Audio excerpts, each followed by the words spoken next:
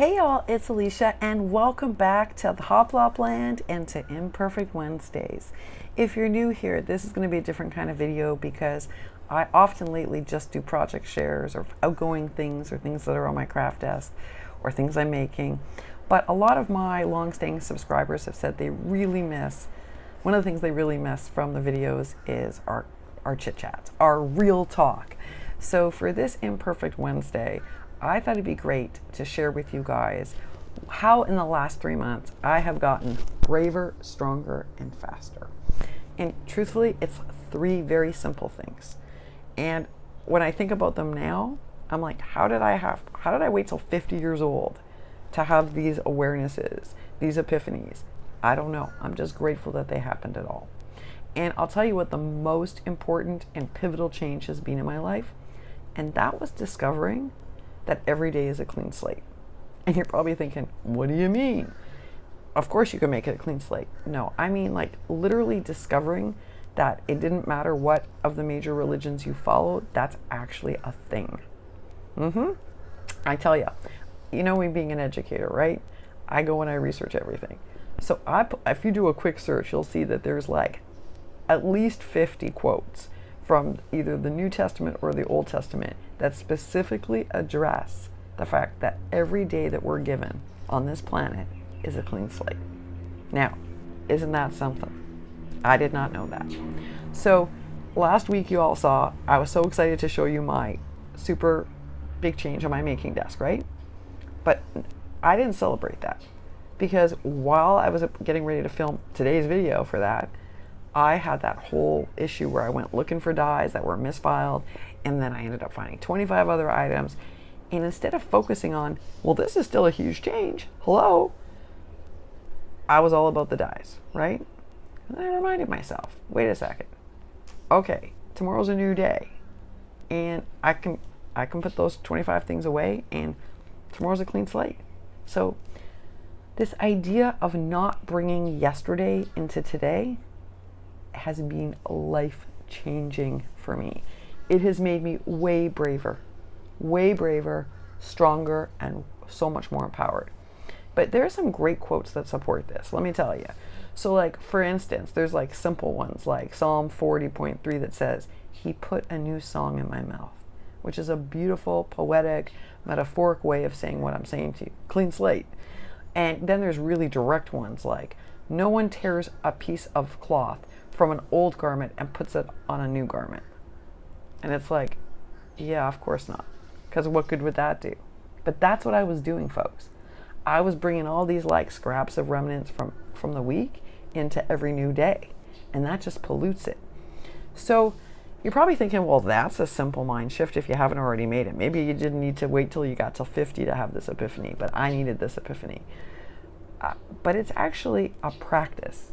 Like, you actually have to wipe the slate clean. I have found a couple of ways to do that. One of them is, there's a couple of songs that always help me remember this. One of them is by a group called Yonina. They are a YouTube sensation. You've probably already heard of them. They're a couple living in the Holy Land who have just inspired millions of people around the globe. Doesn't matter your ethnicity, religion, it doesn't matter anything, cultural practices. They appeal to everybody because they speak to issues.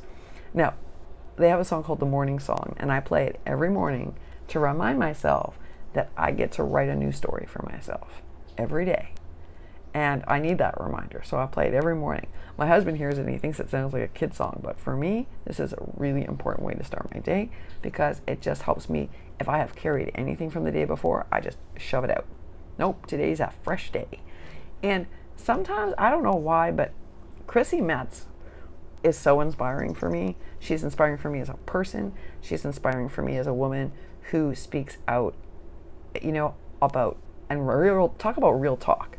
She talks about what it's really like to live as a plus-size woman in North America with all of the biases. But she's also one heck of a singer. And she has this song, and you guys know I have a complicated relationship, right, with things because while I've always believed in something higher power, it's like I've always felt it, I'm also super logical. So those things sometimes are in conflict with one another. But she's got this song called "I Was Talking to God Last Night." And when I play this song, I don't know. I either get teary or super inspired. So anyway, I'm going to link both of those for you down below. Trust me, you do not need to be a religious or a spiritual person to get a good vibe from these two songs. Specifically, the Yonina one really reminds you very clearly that every day is fresh, and you get to look at it that way and really live it that way. And you know, when we don't carry these heavy weights from the day before into our fresh day, it's amazing how much braver, stronger, and faster we are. It's truly amazing. So that was one of the big changes. The next big change was this. I was super resistant. I never wear it in my videos. It's a Fitbit. You never see it, and that's because I am not a watch person. Don't get it. Never have gotten it, especially since the invention of cell phones. I'm like, who needs a watch? And, you know, some people say, well, it's an accessory. I'm just not a watch person. So when my medical team was like, you need to get one of these, I reached out to some friends, Tootsie Tucker, and I was like, I was so resistant. I was so resistant. You know, not only is it not funky, but to me it was like, and I have to clean it, by the way. Every time I wear it outside the house, it has to be disinfected, so it put work on my plate. So I was like, how is this going to make me braver, stronger, faster? Well, once I got rid of that negativity and was more open-minded about it, here's what I quickly discovered. This little thing does not look like a medical device. And if I wasn't wearing this little thing, then I'd have to carry around like other equipment to measure my blood oxygen and my heart rate, and that wouldn't be fun. And then everyone on the planet would know what I'm dealing with, which I don't like. And so I was like, maybe this thing isn't so awful after all. Now I'll tell you a funny thing. I often hit 10,000 steps. In New York, I far exceeded it always, so I never had to worry about steps. And certainly with a puppy, I'm hitting the 10,000. But now I'm actually checking every day. And on the days when I'm low energy or not feeling well, I check to see how close I come or if I reach it, regardless of not feeling well. So what began as a negative has become a positive. And I use it to set like vibrating alarms because if I want to remember to do something, I don't have to have some noise blaring in my head. I just set up a little vibrate on my wrist. Now, I did turn off the text function because the last thing I want is to get text messages on my watch. I already have to fight to not look at media until the afternoon. So that's a feature I took off. But as for the other features, yeah, ironically, this has turned out to be a pretty cool little gadget. And so my initial resistance really wasn't warranted. I was judging before investigating. There's the second thing. Being mindful, open, and trying not to judge things before you actually assess them. That has made me braver, stronger, and faster. Because this doohickey has enabled me to maximize my energy and my time. It has enabled me to know when I'm in really like great energy shape to go and tackle a big job. So this is a helpful device, even if it's not super fashionable. It makes my life so much better in many ways. And yet, I probably would have resisted it if the doctors hadn't pushed it. Now, why is that? Change? Or, because it didn't feel comfortable?